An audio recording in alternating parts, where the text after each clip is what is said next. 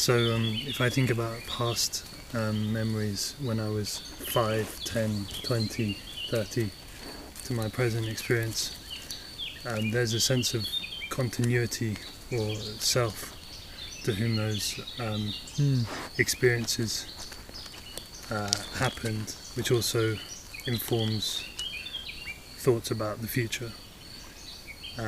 So I was wondering, could that sense of continuity be one way to describe what bhava is? Yes, certainly. Yeah, it's a form of, well, it's the way you exist. Yeah. So, but see, that continuity from your past that you can recollect now, where is that continuity perceived? Now. Exactly. Yeah.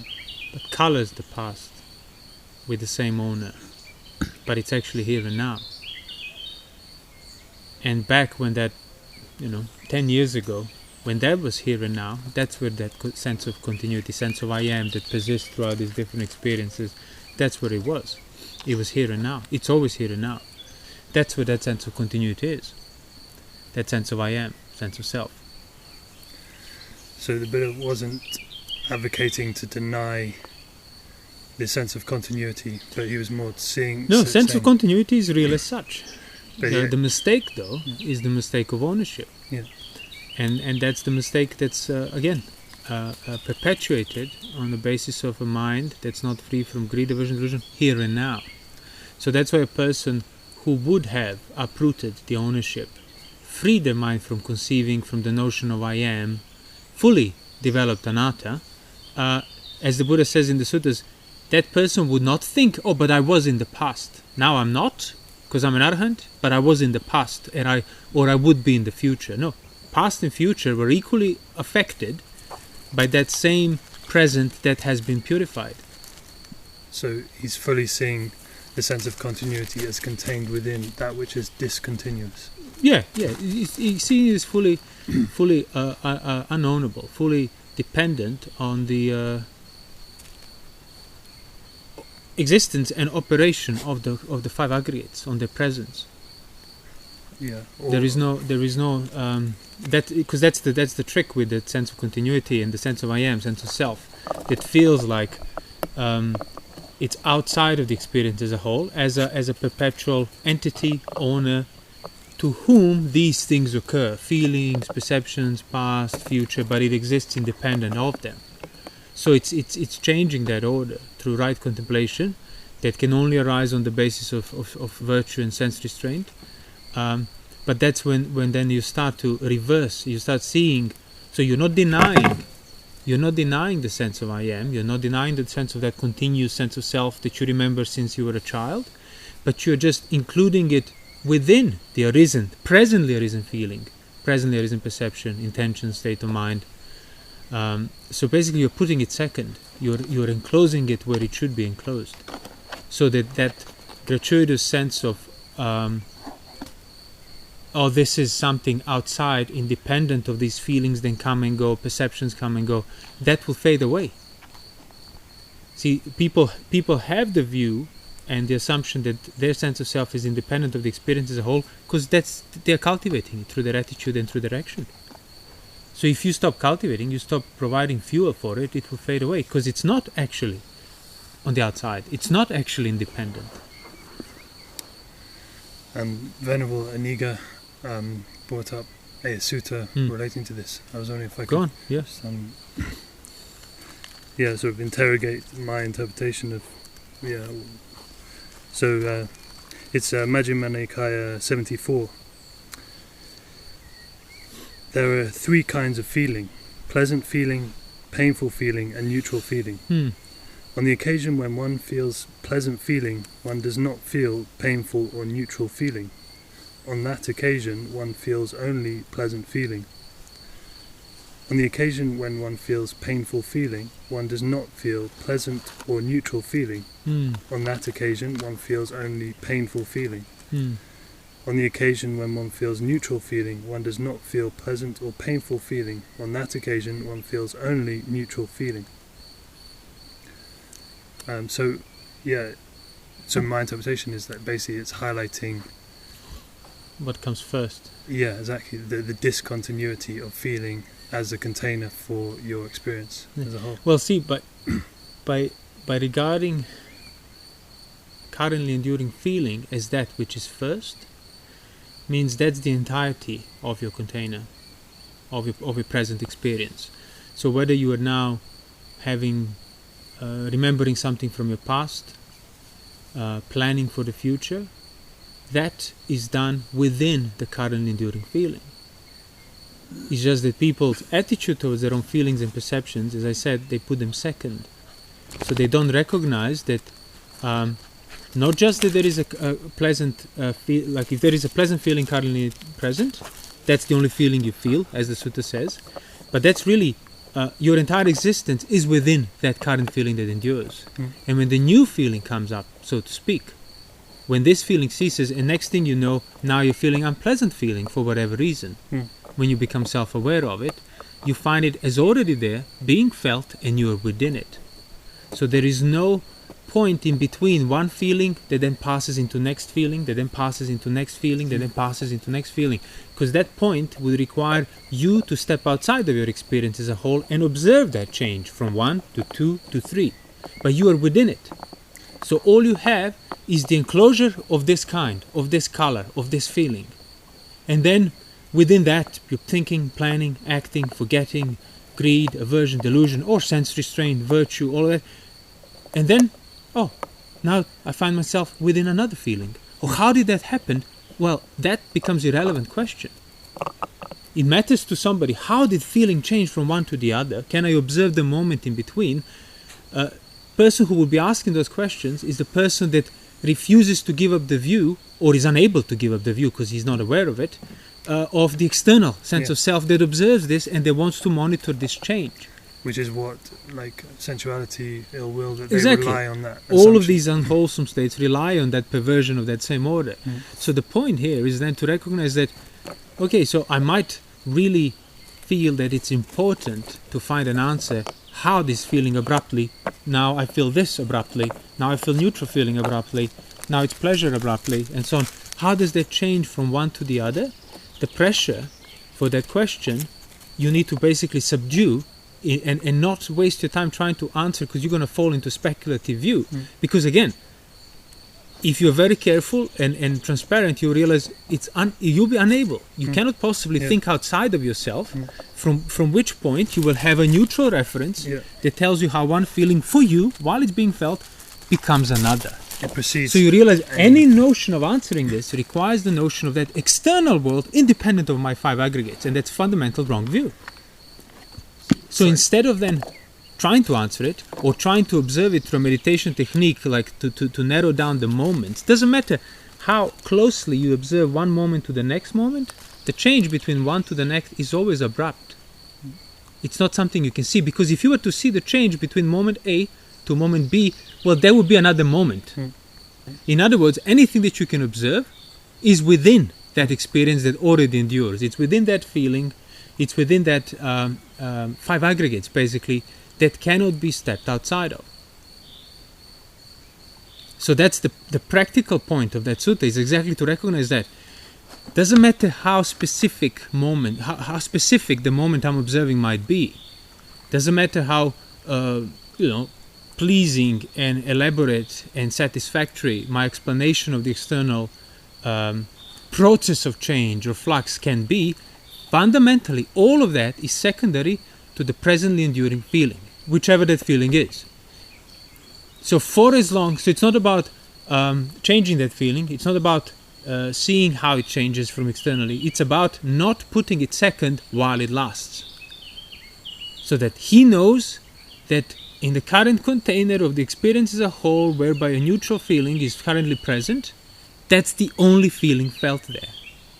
Everything else is second to it. And maintain that order. And then what then? What's next thing? Well, next thing is, when you exactly ask that question, what do I do next? You see, is there another feeling, or is still the same feeling that's present? If it's still the same feeling, you include that question as second to that presently enduring feeling, and thus you don't lose the right order. But if you then find out yourself, oh, I feel unpleasant now. Instead of how did that come to be and psychologize about it, you start recognizing, okay, that's the only feeling felt. Yeah, but that past feeling that I remember, it's now the memory, the perception within this presently enduring unpleasant feeling. So there is no one container as a whole morphing into next one. All you have is one. In other words, 5 aggregates, 5 aggregates, 5 aggregates. Or in another words, as the sutta will describe, 5 aggregates are fading in, 5 aggregates fading away. Fading in, fading away. That's all you have.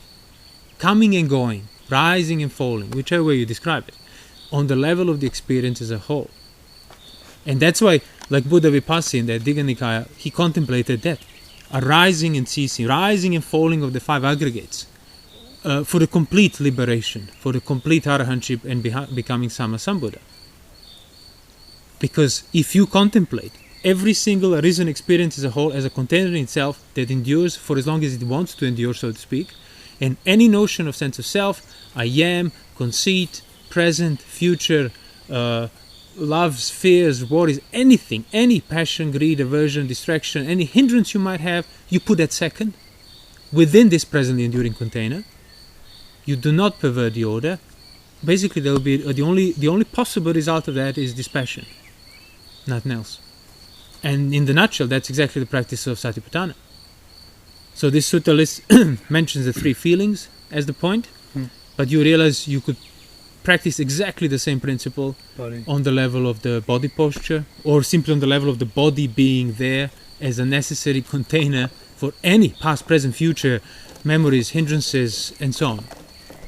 Feeling perceptions in the sense of states of mind. You perceive your states of mind. What is my mood? What is my general mood? Is it elated, depressed? So instead of thinking like you are this entity that goes through these different moods, you recognize these different moods keep containing this entity that I keep confusing it to be the same person, the same phenomenon that exists now independent of these moods. But that's impossible. Or Dhammas, just in general. The 4 satipatthana is just the Dhammas, the actual phenomena in that most precise phenomenological sense.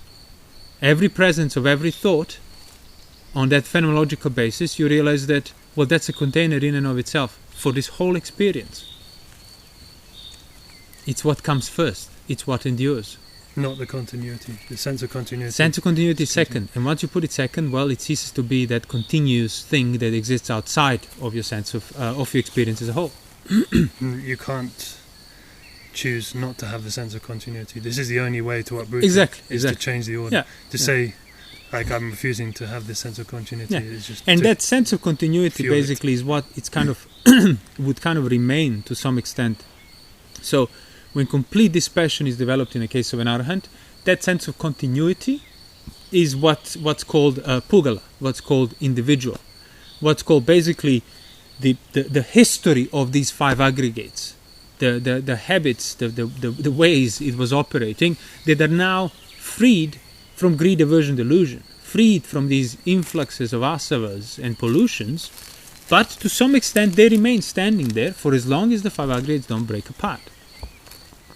So that sense of continuity will not be confused for the sense of self, independent of the feeling, of the perception, of the mood, of the dhammas, of the body. It will simply be, it's these same 5 aggregates that have been enduring for this long. And that's the non-persisting world changing in the Anguttara 347. Yeah.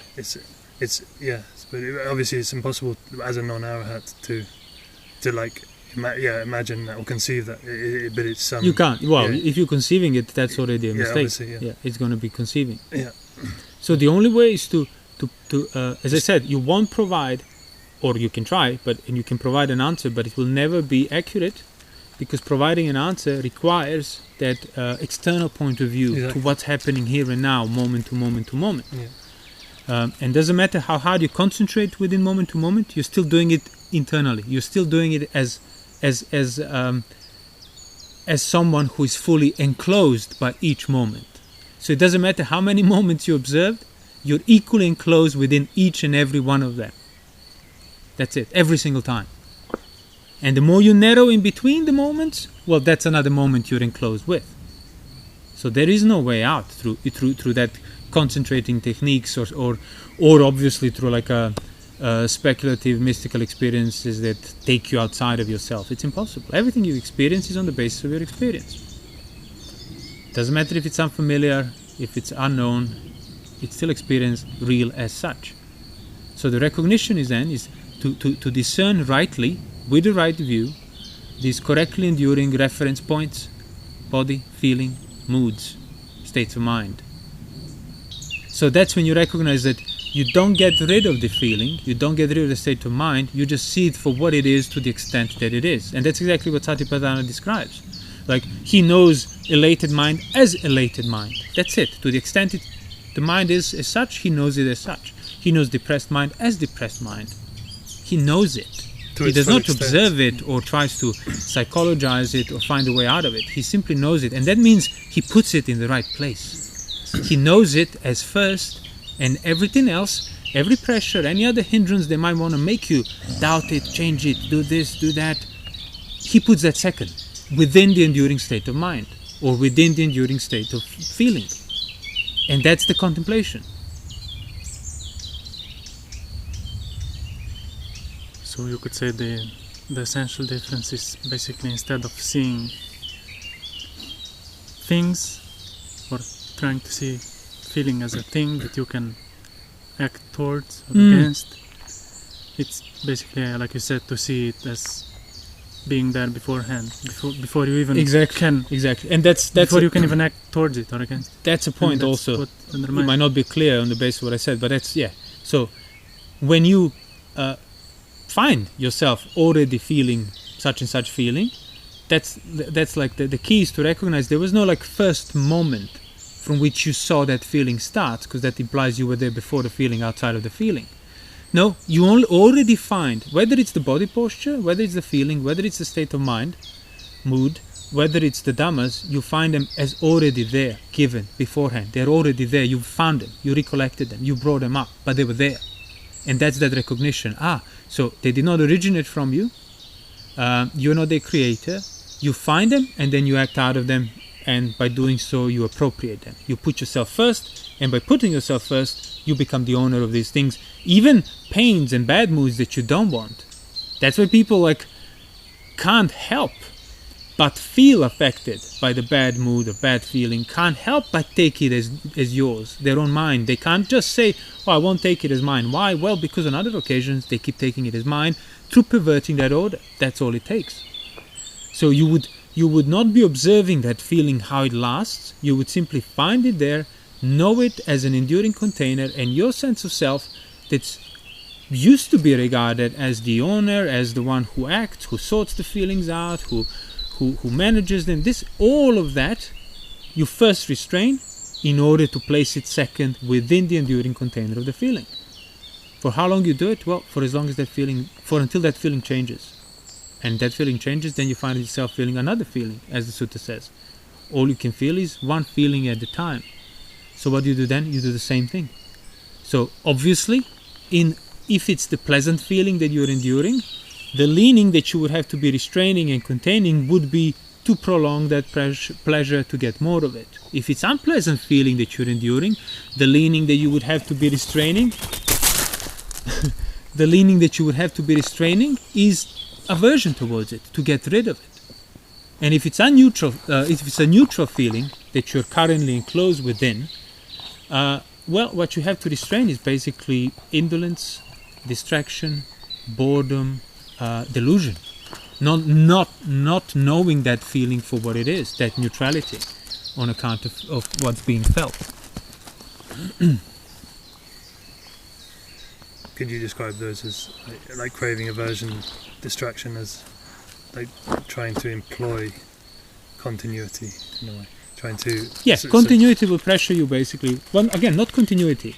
The sense of ownership, the sense of self, the sense of craving, the habit of putting yourself first, the weight of that will pressure you, will want to maintain itself.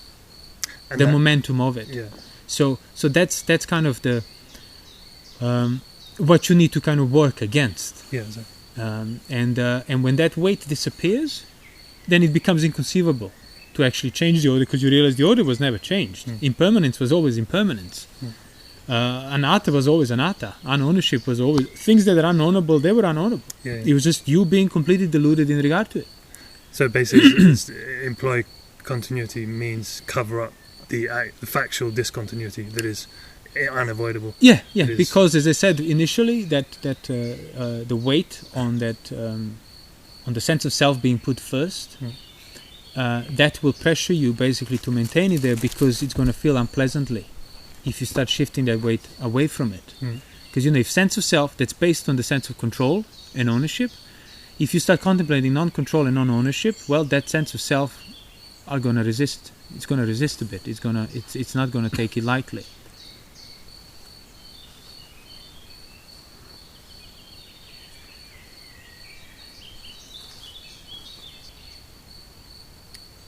In terms of establishing the right order,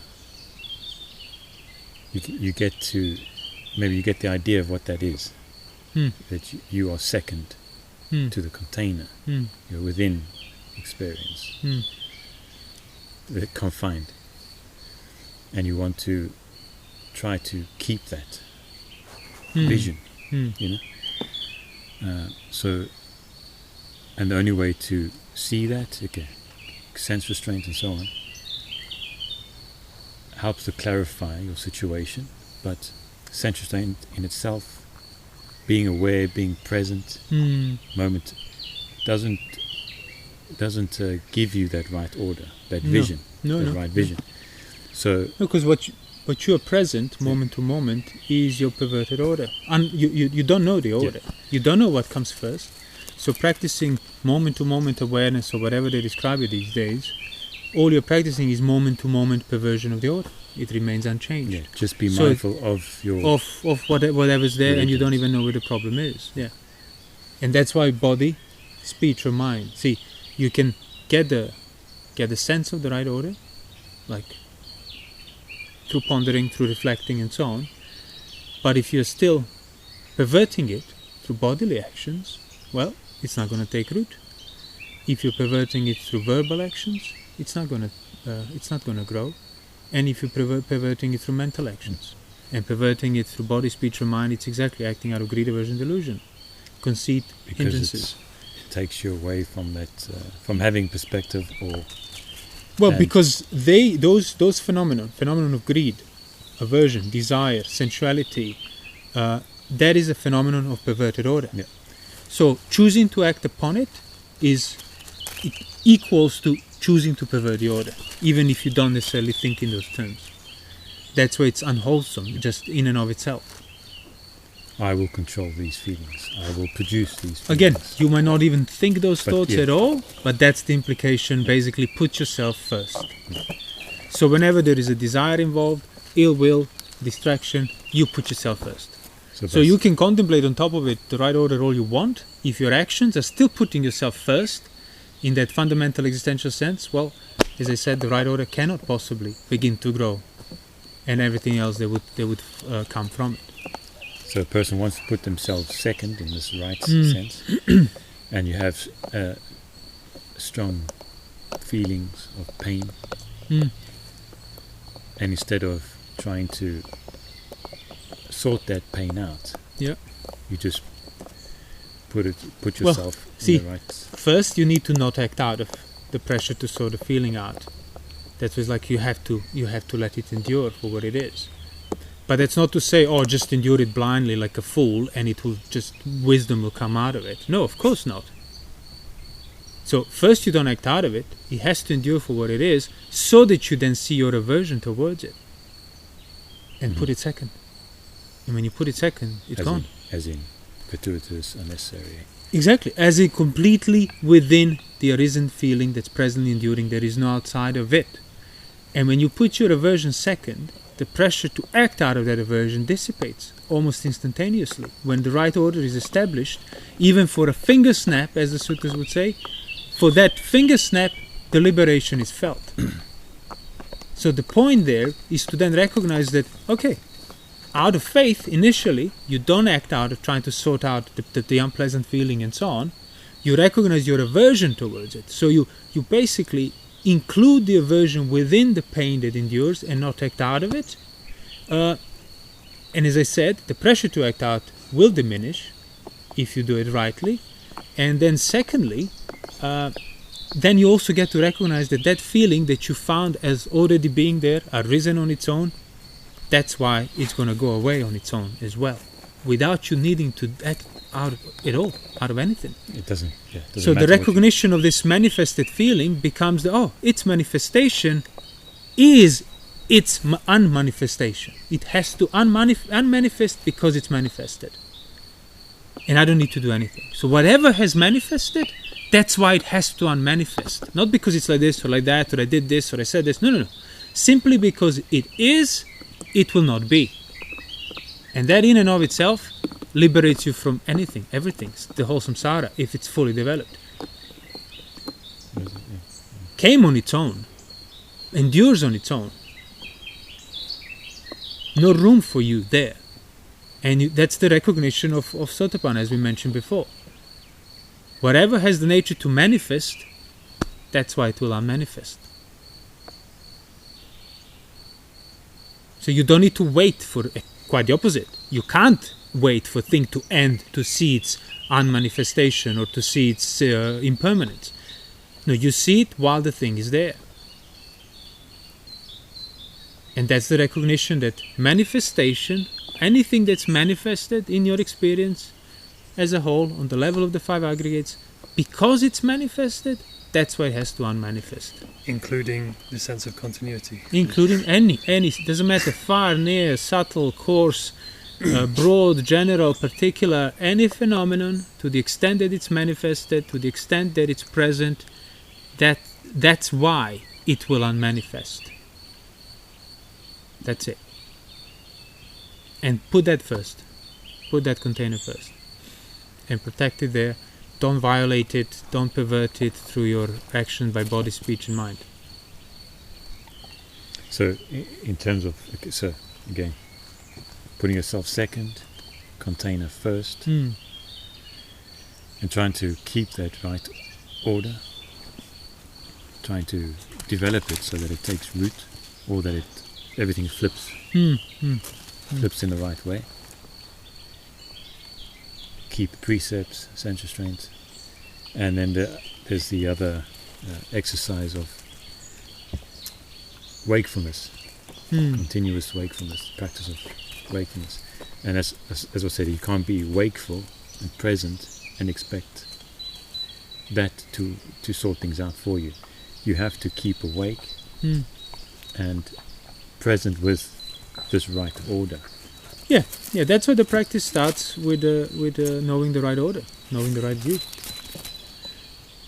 So if you don't know what the right order is, everything else you do is kind of circumstantial. That's not to say that you shouldn't keep the precepts if you're not a satipatthana, but it's to say that you should recognize, that you ought to recognize that the practice begins with knowledge of the right order. First is first, second is second. Turning the upside down. But anyone can correcting practice it. Wakefulness. Yeah, exactly. Stay awake. Anybody can do go that. To sleep But if people do that on the basis of knowing the right order, well, then they are actually progressing. Yeah. If anybody can keep the precepts, and practice sense restraint. If people do that on the basis of the knowledge of the right order, well, that's pretty much the development of the Noble Eightfold Path. Is it? You maintain wakefulness through the first watch of the night, through the last watch of the night, so through the day, through the first watch of the night, and in the middle of the night you go to sleep.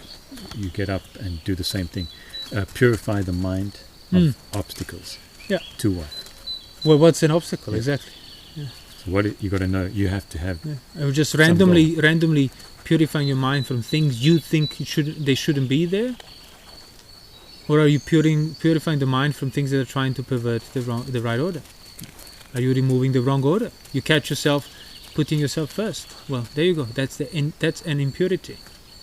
So you remove that impurity by fixing the right order, by seeing what needs to be seen as first, and seeing what needs to be seen second. So all those hindrances are things which pervert the order, that you're trying to keep. Yeah. Because you can, I was reading that, wakefulness, at first watch of the night, don't go to sleep for as long as you can, go to sleep in the middle, wake up very early, and so on. And if someone takes it and do it in and of itself, in and of itself, it can almost drive you mad, because what are you doing? Yeah. What are you doing it for? Yeah.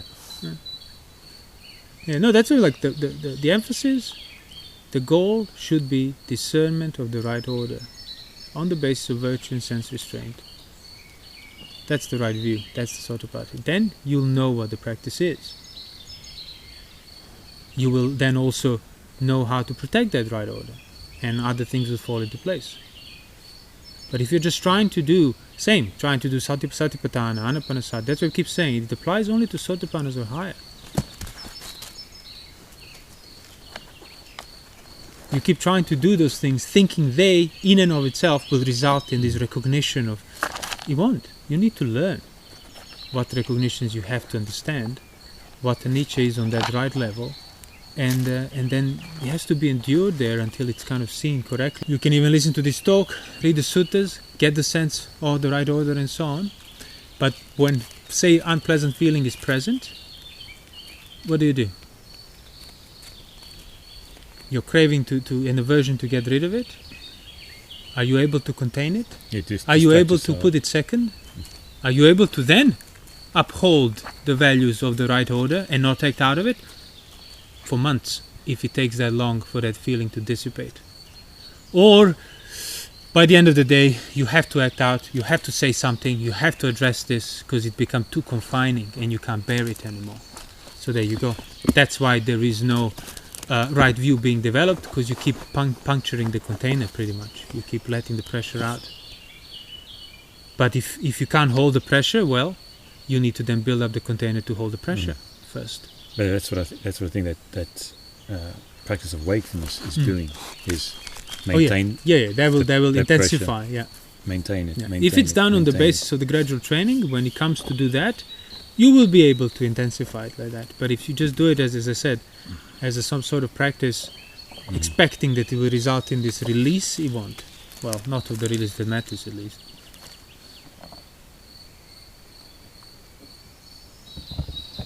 Never distract yourself. Never give in to indolence. Never turn off that.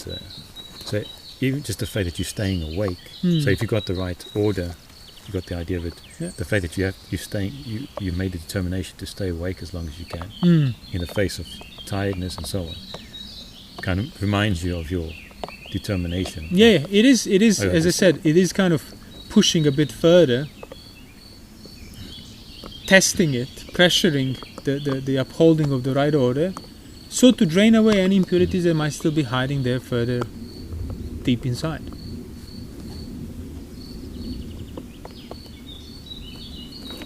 Yeah, because the indolence is that, or that wanting to look away from that pressure. Yeah, want to distract yourself. Yeah, it's very strong. Yeah. Just forget about it for a bit. Have a break from it. Exactly. Yeah. Obviously, as I said, somebody in the beginning who doesn't have even the right view, or who hasn't cultivated it sufficiently enough, those things are too subtle to worry about them at that point. First, address the coarse impurities. You don't start the suttas that describe purifying the gold. You don't purify the gold by picking the microscopic bits out, but there's still like lumps of mud, flowing around. No, you get the obvious stuff first out, then the less obvious, and so on. Then when there's nothing else, you get to see, oh look, no, this is impurity and that. Initially you won't even see it. You just cover it with all the other dirt.